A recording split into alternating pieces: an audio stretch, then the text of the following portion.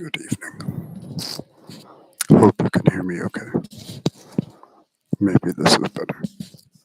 Nope. How about this? Hmm, maybe here. Let's adjust the microphone. Well, we're testing it. We'll see how it goes.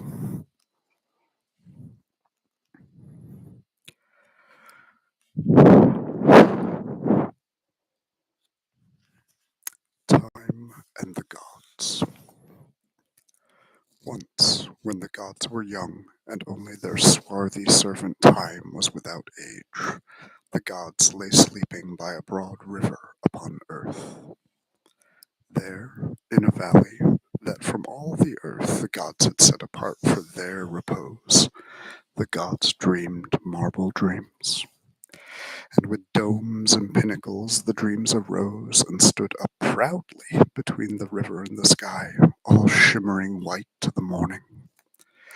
In the city's midst, the gleaming marble of 1,000 steps climbed to the citadel, where arose 4 pinnacles, beckoning to heaven.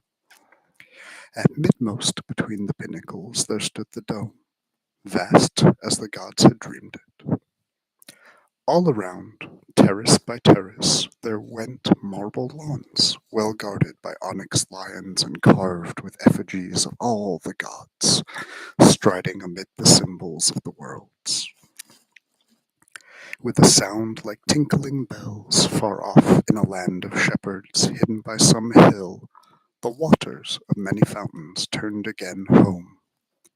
Then the gods awoke, and there stood Sardathrion. Not to common men have the gods given to walk Sardathrion's streets, and not to common eyes to see her fountains.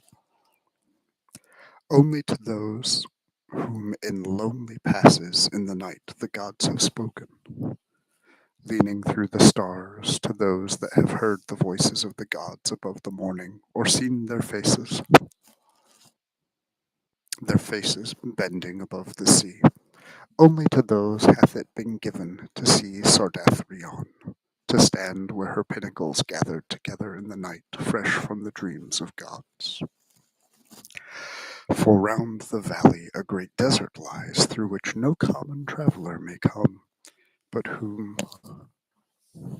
those whom the gods have chosen feel suddenly a great longing at heart,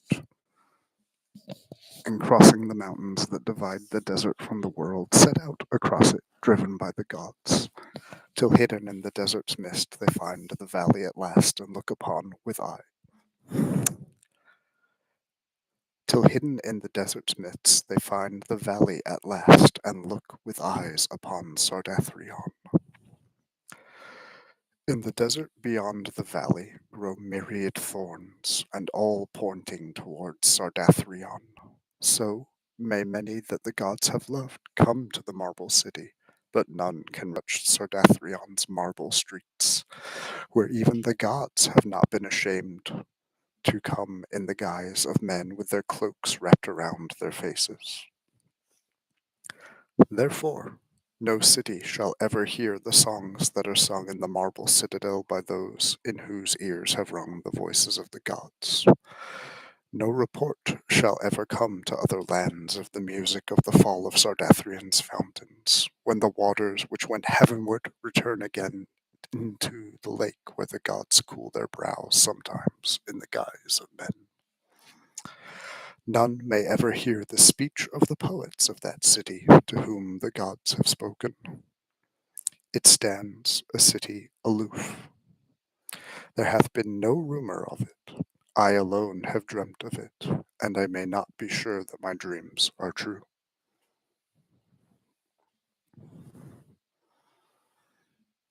Above the twilight the gods were seated in, after years ruling the worlds. No longer now they walked at evening in the marble city, hearing the fountain splash or listening to the singing of the men they loved, because it was in the after years, and the work of the gods was to be done. But often, as they rested a moment from doing the work of the gods, from hearing the prayers of men or sending here the pestilence or there mercy, they would speak a while with one another of the olden years, saying, Rememberest thou not Sardathrion? And another would answer, Ah, Sardathrion, and all Sardathrion's mist-draped marble lawns whereon we walk not now. Then the gods turned to do the work of the gods, answering the prayers of men or smiting them, and ever they sent their swarthy servant Time to heal or overwhelm, and Time went forth into worlds to obey the commands of the gods. Yet he cast furtive glances at of the gods. Yet he cast furtive glances at his masters, and the gods distrusted Time, because he had known the worlds or ever the gods became. One day, when furtive Time had gone into the worlds to nimbly smite some city whereof the gods were weary, the gods above the twilight speaking to one another said, Surely we are the lords of time and gods of the worlds besides. See how our city Sardathrion lifts over other cities. Others arise and perish, but Sardathrion standeth yet, the first and the last of cities. Rivers are lost in the sea, and streams forsake the hills, but ever Sardathrion's mountains arise in our dream city. As was Sardathrion when the gods were young, so are her streets today, as a sign that we are the gods. Suddenly, the swart figure of Time stood up before the gods, with both hands dripping with blood and a red sword dangling idly from his fingers. Time said, Sardathrion is gone, I have overthrown it. And the god said, Sardathrion? Sardathrion, the marble city? Thou hast overrun it? The slave of the gods? And the oldest of the gods said, Sardathrion, Sardathrion, and Sardathrion, is Sardathrion gone? And furtively Time looked him in the face and edged toward him, fingering with his dripping fingers the hilt of his nimble sword. Then the gods feared with a new fear that he that had overthrown their city would one day slay the gods, and a new cry went wailing through the twilight, the lament of the gods for their dream city, crying, Tears may not bring again Sardathrion. But this the gods may do who have seen and seen with unrelenting eyes the sorrows of 10,000 worlds. Thy gods may weep for thee. Tears may not bring again Sardathrion. Believe it not, Sardathrion, that ever thy gods sent their doom to thee. He that hath overthrown thee shall overthrow thy gods. How oft when night came suddenly on morning, playing in the fields of twilight, did we watch thy pinnacles emerging from the darkness, Sardathrion.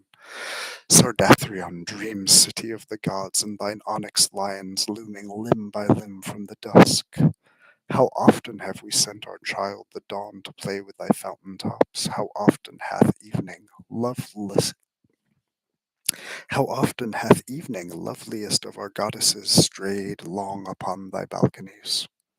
Let one fragment of thy marble stand up above the dust for thine old gods to caress, as a man when all else is lost treasures one lock of the hair of his beloved. Sardathrion, the gods must kiss once more the place where thy streets were once. There were wonderful marbles in thy streets, Sardathrion. Marbles in thy streets, Sardathrion. Sardathrion, Sardathrion, the gods weep for thee.